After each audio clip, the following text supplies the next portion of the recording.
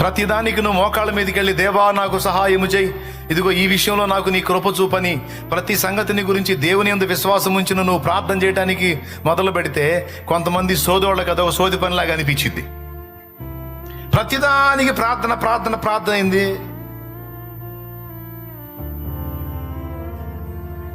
ప్రార్థన కాకుండా మరేం చేయాలా? ప్రార్థించేవాడు మోకాళ్ళుని దేవుని మీద ఆధారపడుతున్నాడు, ప్రార్థించనోడు తన మీద తాను ఆధారపడుతున్నాడు.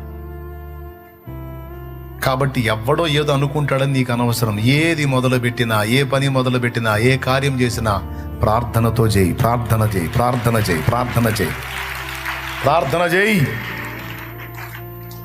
నువ్వు నిజంగా దేవుని యందు విశ్వాసం ఉంచిన వ్యక్తివైతే ప్రతి విషయమును గూర్చి మోకాళ్ళుని దేవుని మీదనే డిపెండ్ అవుతావు, దేవుణ్ణి ఆశ్రయిస్తావు, దేవుణ్ణి ఆనుకుంటావు.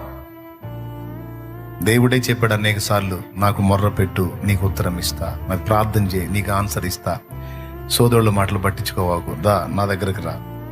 ఎన్ని చోట్ల రాయించాడు, 100 వచనాలు ఉన్నాయి.